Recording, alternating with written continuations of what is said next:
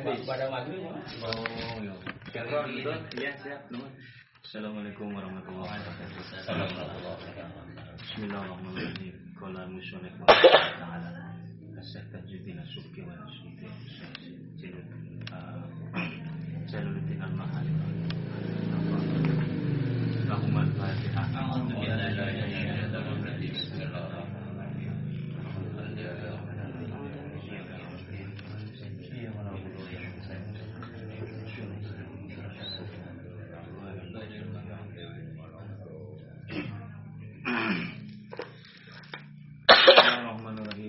Qala musyana itu tajudi fi kitabih fa illam yabdi al-aqlu fi ba'din minha li khususihi fi alam yudrik fihi fi alam yudrik fihi syai'an mimma taqaddama ka aklil faqihah fakhfilifa fi qada'i fihi li umumi dalilihi ala aqwalin. Kemudian kalau ini masih pendapat Mu'tazilah tentang perbuatan manusia sebelum Rasul diutus ya. Bahwa ada hukum yang bisa dipegang, dibuat pegangan yaitu hukum akal. Orang-orang Mu'tazilah. Kalau orang Ahlus Sunnah mengatakan mauquf, tidak ada hukum. Jadi apa yang dilakukan orang-orang sebelum Rasul diutus qabla al-bi'tsah itu hukumnya mauquf. Tidak ada hukum. Wa ma kunna mu'adzibin hatta nab'atsa rasul. Itu dalilnya. Tapi orang Mu'tazilah juga mengatakan kullu yastawil khabisu wat thayyib. Kullu yastawil khabisa wat thayyib. Tidak sama yang namanya keburukan dan kebaikan. Tetap harus ada hukum walaupun pakai akal. Kemudian Mu'tazilah mengatakan kalau akal tidak bisa menetapkan di dalam sebagian perbuatan manusia karena kekhususannya dari sebagian perbuatan itu, sekiranya di alam yudrik akal tidak mampu menjangkau sebagian masalah itu. Contoh seperti makan buah-buahan. Orang makan buah-buahan itu dapat pahala apa dapat siksa. Artinya makan buah-buahan itu termasuk pekerjaan baik atau pekerjaan buruk gitu. Secara akal Mu'tazilah. Faktilifa fi qada'ihi fihi. Maka dalam masalah memutuskan hukumnya akal, keputusan hukum akal mengenai makan buah itu, makan makanan yang fakihah misalnya itu ikhtilafkan di kalangan mereka sendiri. Li umumi dalilnya karena memang masih umum dalilnya atas beberapa qaul yang disebutkan oleh musannif dalam masalah pendapat Mu'tazilah ini. Maka Syekh Tajuddin As-Subki mengatakan dalam Jam'ul Jawaminya fasalisuha lahum al-waqfu. Nah, kalau yang ketiga ini atau masalah pekerjaan yang tidak ada hukumnya menurut akal, lahum menurut mereka Mu'tazilah al-waqfu mauquf anil hadar wal ibahah. Apakah itu haram, dilarang, makruh atau ibah. La yadri la yudro annahu mahdurun. Ini maknanya kurang pas ya. La yudro tidak diketahui apakah sebagian dari perbuatan yang khusus seperti makan buah itu mahdur atau mubahun. Di sisi lain ma'anahu la yakhlu an wahidin minhuma. Yang namanya pekerjaan itu pasti tidak akan sepi dari yang namanya haram atau mubah. Nah, kalau enggak lepas dari haram atau mubah, tidak sepi dari haram atau mubah, tapi tidak diketahui menurut akal itu mahdur atau mubah. Li'annahu imam mamnu'un minhu. Karena kadang-kadang sebagian pekerjaan mukallaf sebelum diutusnya Rasulullah Muhammad itu imam mamnu'un minhu, kadang-kadang memang itu dicegah secara akal.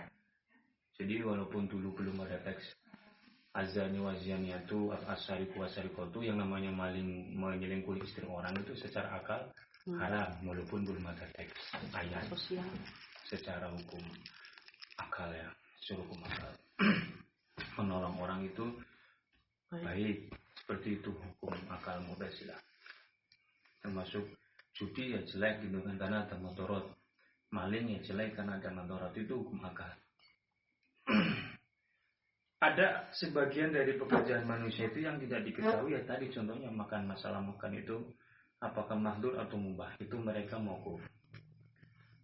Au la, atau memang tidak mamnu, tercegah, berarti mubah. Hukum itu pasti terjadi antara mubah dan mahdur, haram dan mubah. Wahuma al-qaulani al-matwiyani dalilul hadar. Nah, dua pendapat ini adalah dua qaul yang masih diperpanjangkan atau disimpan. Di sini matwiyah itu maknanya sesuatu yang tidak dilebarluaskan, jadi disempitkan dalilnya. Dan ini mengenai dalilul hadar anal fi'la tasarrufun fi milkillah bi ghairi idnihi. Idil alam a'yanuhu wa manafi'u milkun lillahi ta'ala. Secara akal, orang makan itu tanpa izin dengan Allah itu rusak. Kenapa? Ini hukum akalnya.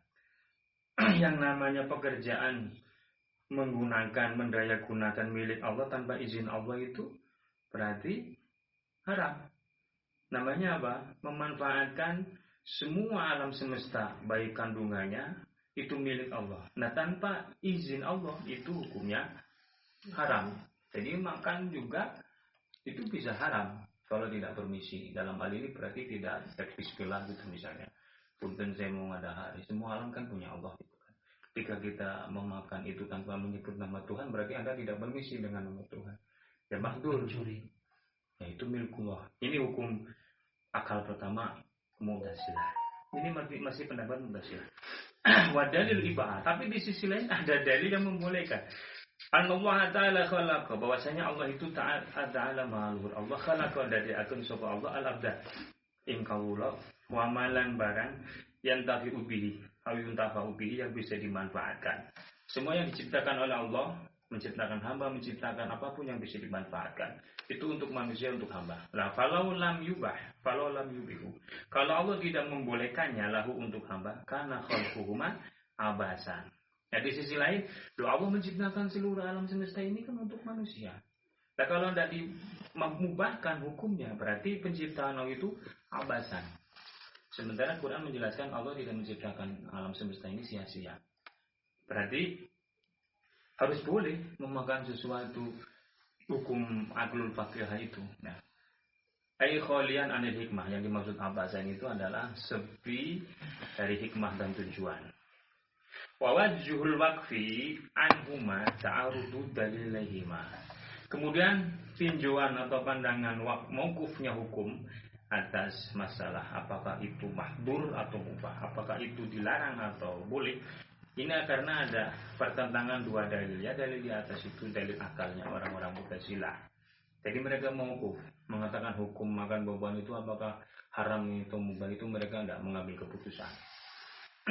Biqaulihi lahum wa asyara biqaulihim. Kemudian musannif Syekh Tajuddin Az-Zubuki mengisyaratkan dengan perkataan beliau lahum, di mana lahum itu kembalinya kepada orang-orang Mu'tazilah. Ila manaqalahu, sampai pada pendapat yang dinukil beliau Anil Qadi Abi Bakar Al-Baqilani, dari Syekh Al-Qadi, seorang hakim agung Abu Bakar Al-Baqilani, seorang mazhab Hanafi, beliau ahli usul fikih dari mazhab Hanafi.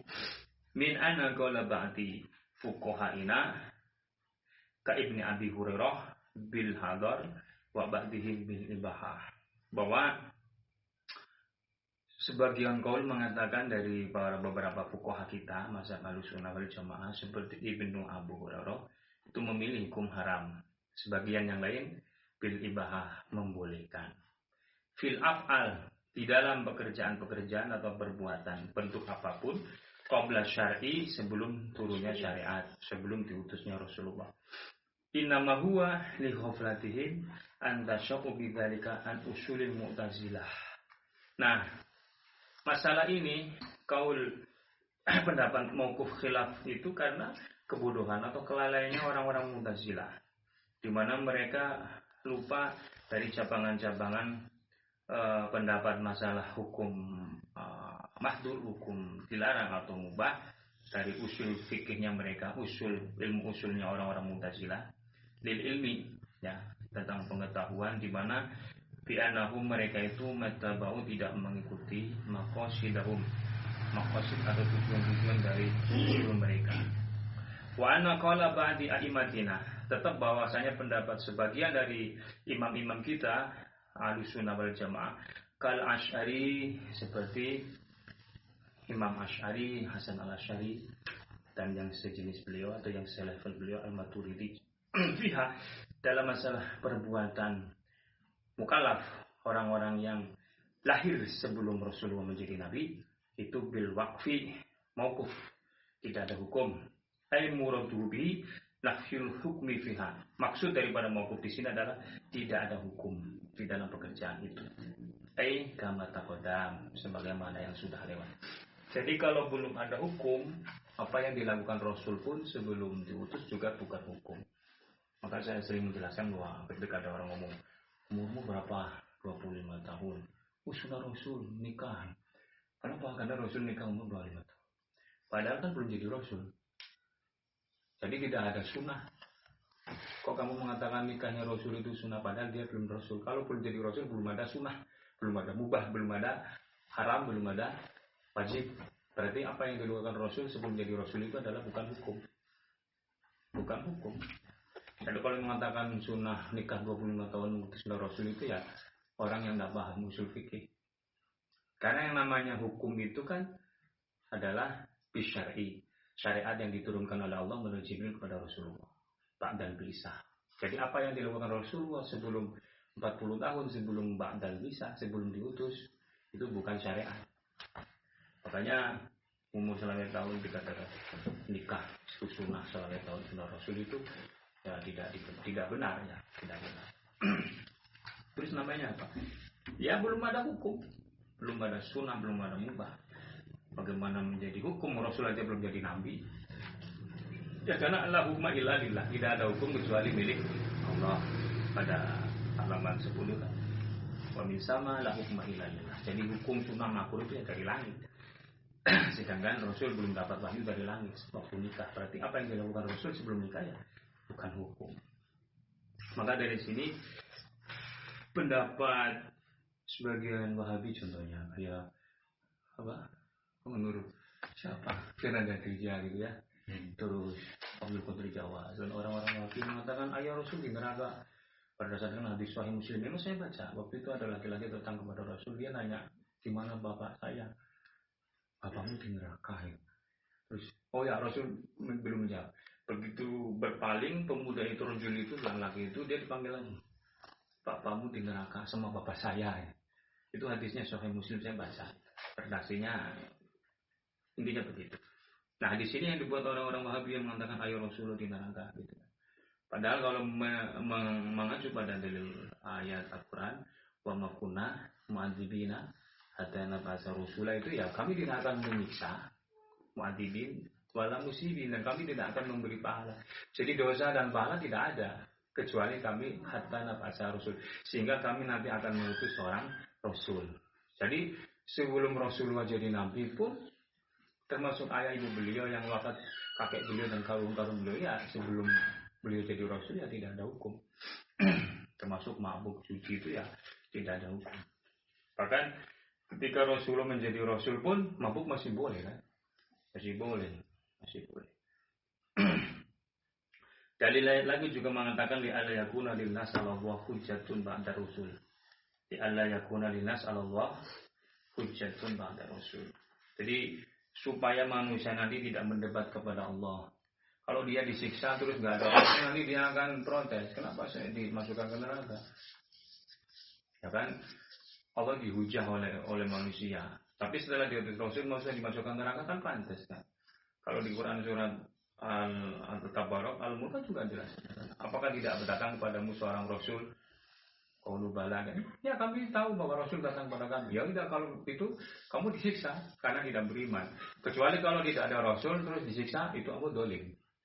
Sehingga Allah membela diri, kami mengutus Rasul, nanti yang tidak beriman disiksa, yang beriman tidak disiksa. Jadi khilaf pendapat antara Mu'tazilah dan Ahlussunnah ini dari dulu sangat masyhur. Mereka orang-orang orientalis atau liberalis itu mengatakan berdasarkan dalil akal sebelum Rasulullah jadi Rasul, hukum sudah ada, yaitu dengan hukum akal. Kemudian wasawabu imtina'u taklifil ghafil wal murja.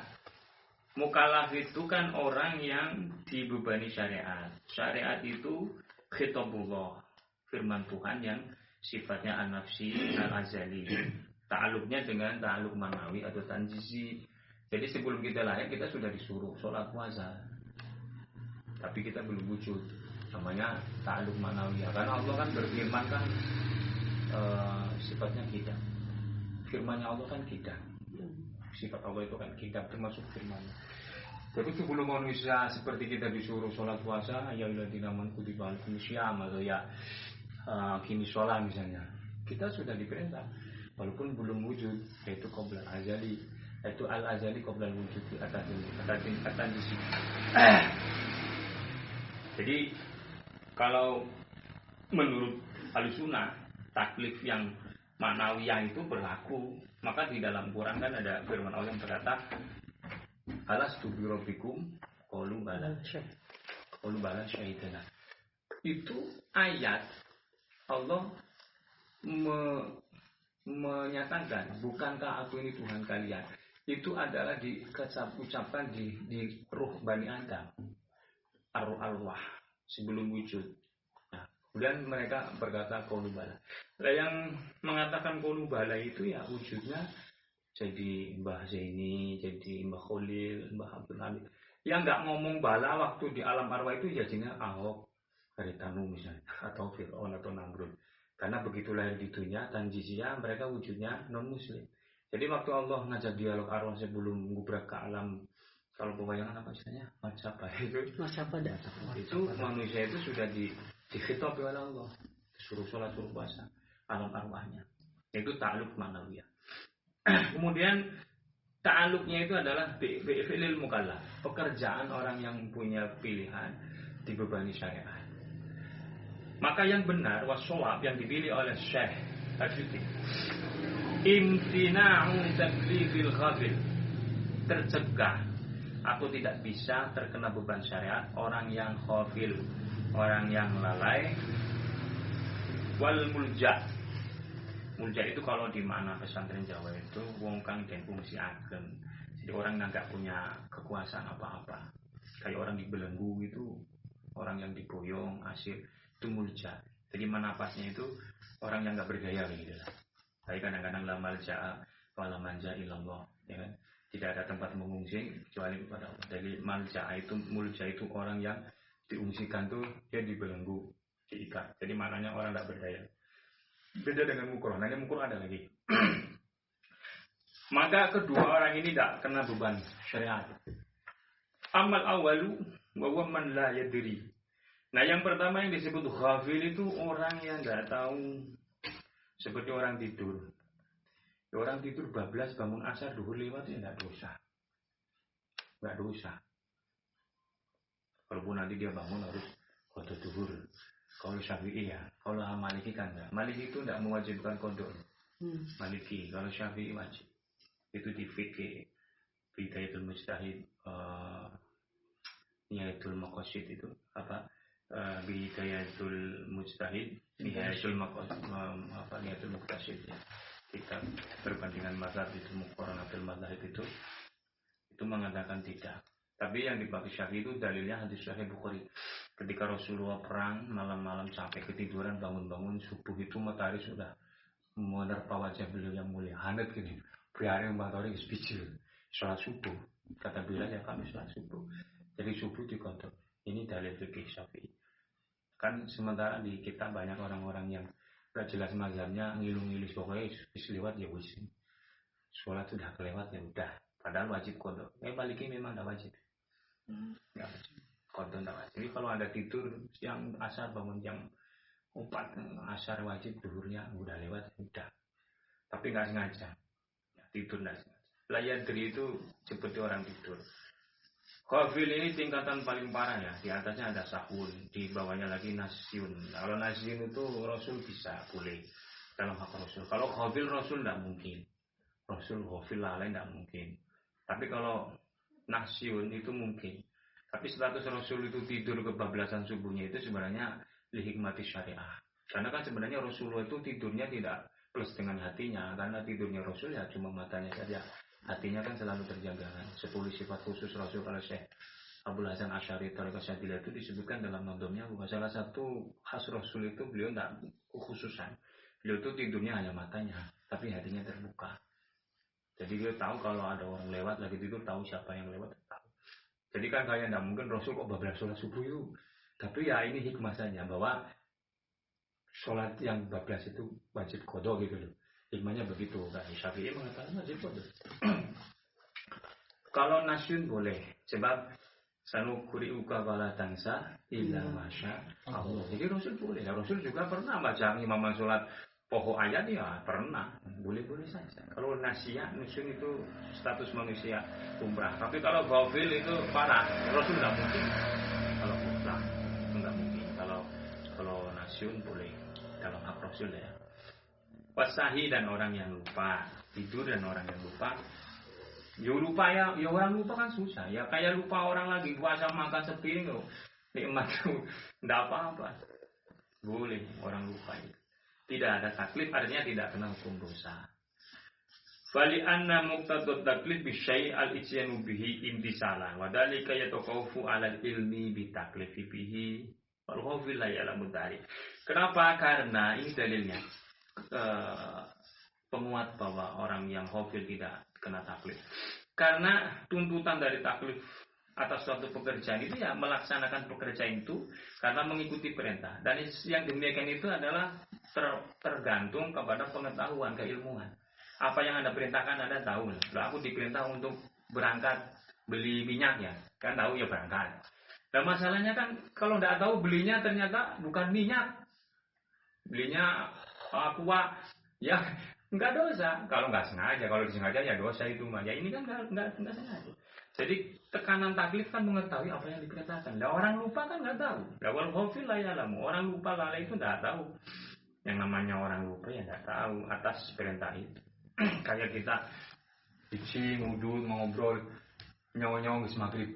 Asarnya macam asar rumah sang nggak asar, cuman asar jamaah. Kadang-kadang orang yang biasanya asarnya pandiri sekali-kalinya dia asarnya awal, dia itu asar lagi.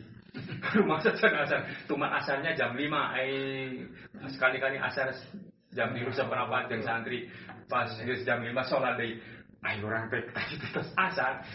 Padahal nah biasa asar pandiri jam 5. Nah ini contoh orang lupa. Nah yang biasa asarnya pandiri, nah biasa asarnya awal, ya. Nah rumah asarnya awal ya, kadang bisa lupa. Nah ini satu contoh orang lupa sholat. Yang lupa kan nggak ada hukumnya, nggak bukan kemampuan kita untuk tidak lupa ya. Lupa ini ya lupa. Ini namanya lupa. Kalau ditanya kenapa Anda lupa? Ya kok pertanyaan goblok ya lupa ya lupa. Ditanya ya. Kan gitu ya. Ya orang goblok itu nanya kenapa Anda lupa? Ya lupa. Udah manusia ya lupa nih. Ya nggak ingat. Ya nggak ingat. Kan lucu kalau ada pertanyaan. Ya itu mobil tuh orang bebas itu. Kita mau kalah. Fayamtani utaklifuhu, maka tidak bisa dia kena taklif. Artinya dia tercegah dari hukum dosa. Wa in wajaba alaihi ba'da yaqdihi domanun ma atlafahu minal mal wa qadaun ma fatahu minas shalah. Memang tidak kena taklif, tidak dosa, tapi wajib baginya untuk mengganti setelah dia sadar atas apa yang dia rusakkan. Termasuk hukum fikihnya itu orang yang merusak barang orang ketika dia gelo itu kan sadar udah diganti. Ya kadang-kadang ada orang yang pas ya kayak pun dan mughma alaih ya, orang epilepsi atau orang yang stres kapan kan ada junun mutlak atau mutlak jununu netap jununu kadang-kadang kan ada kan pun ketika dia dalam keadaan junun itu nanti kalau sadar dia ganti seperti itu. Sakalor gitu kan, atau mengkodoi apa yang dia lewatkan dari sholat misalnya, tetap wajib tapi dosa mah tidak. Kalau untuk binatang ya yang punya, walaupun kan yang ditaklifkan bukan binatang makan jagung tetangga ya, yang bayar yang punya binatang, yang punya binatang. Jadi binatang suruh bayar, binatangnya yang bayar. Tidak ada beban syariat buat dia, kan dia tidak punya akal. Taklifnya kepada yang memiliki. Kalau yang memilikinya seledor, Tapi kalau yang memilikinya tidak teledor, itu tidak kena ganti. Sudah saya kandangi, saya duduk, ternyata ngamuk keluar rusaknya, itu dia nggak kena, karena memang dia tidak sengaja. Ya, itu urufiah. Tapi nanti ada hukum kaidah fikih yang hurufnya itu tidak urufiah. Contohnya ada suatu wilayah di mana dia itu kalau siang binatang ternaknya dikandangin, kalau malam dibiarkan. Nah ini berlaku ketika dia rusaknya malam kena denda. Nah kalau yang sekarang ini yang berlaku kan yang siang dikandangin, yang malam yang siang dibebaskan, yang malam dibiarkan. Nah kalau dia